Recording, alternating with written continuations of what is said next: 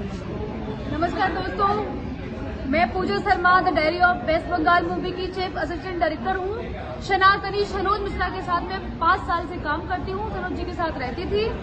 इसी बीच हम दोनों में झगड़ा होता है और उनका कट्टर दुश्मन जो हिंदुत्व के नाम पे ठग करता है, वसीम रिजवी, उसने मुझे बहुत भड़काया क्योंकि हमारे और सनोज मिश्रा जी के बीच काफी टाइम से झगड़े चल रहे थे।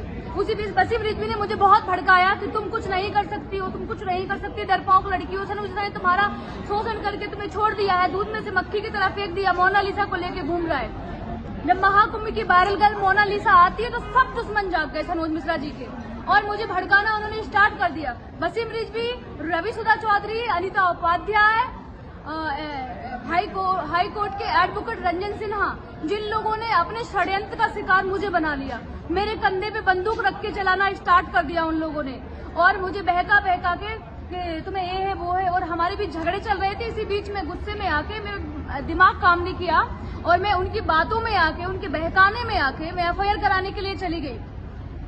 जब अनिता उपाध्याय ने मुझे बुलाया, भाई उन लोगों ने भाईचारा किया, बहन बना लिया, बहुत इमोशनली मुझे ब्लैकमेल किया। जब मैं अपनी FIR लिखने के लिए गई तो जो चीजें मैंने नहीं लिखी उन लोगों ने एक्सपर्ट को देके वो चीजें लिखवा दी और वो उस चीज में लिखवाई कि सनोज मिश्रा के खिलाफ झूठी 376, 554 की भी धारा लगवा दी।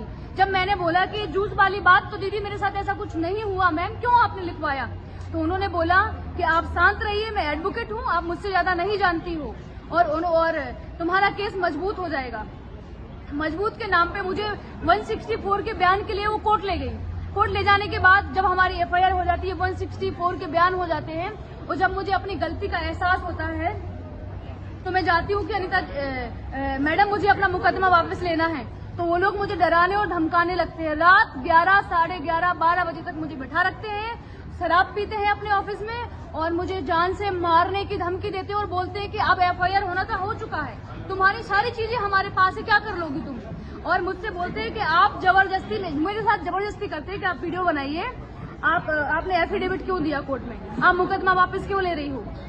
हमारे साथ कोई रेप नहीं हुआ है, हमारे साथ कुछ भी नहीं, जबरदस्ती कोई नहीं। मैं अपनी मर्जी से सनोज जी के साथ रहती थी।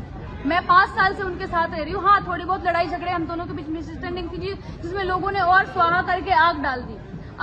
इन सब चीजों के पीछे बैठा हुआ है वसीम रिजवी, वही आग लगवा रहा है और वही सब कर रहा है। इतना बड़ा षड्यंत्र रचा, मुझे भी फंसा लिया और सनोज मिश्रा को जेल भिजवा दिया। यहाँ तक कि एफिडेविट मैंने हाई कोर्ट में दिया, 30,000 कोर्ट में दिया कि हमारे बीच जो मिसअंडरस्टैंडिंग थी, मैं अपना इनको बेल मिल जाए, इस चीज से हमें कोई दिक्कत नहीं है। फिर भी नहीं हुआ क्योंकि उस षड्यंत्र के पीछे बहुत बड़ा हाथ है, बैठा हुआ है वसीम रिजवी। सनोज बिल्कुल निर्दोष है, उसने मेरे साथ कोई रेप नहीं किया और आज पूरे ऑल इंडिया में उसको बदनाम करने की इतनी बड़ी साजिश थी, पूरी दुनिया में उसकी न्यूज चल रही है। 1 घंटे पहले ABP न्यूज से लेके सारे चैनल में उसकी न्यूज चल रही है। तो ये सब झूठ है, ये सब षड्यंत्र था वसीम रिजवी का। मुझे भी षड्यंत्र में फंसा लिया और मेरे साथ कुछ भी हो सकता है। ये लोग मुझे जान से भी मार सकते हैं, मेरे साथ कुछ भी हो सकता है और मुझे इन सब चीजों से मैं बहुत परेशान हूँ।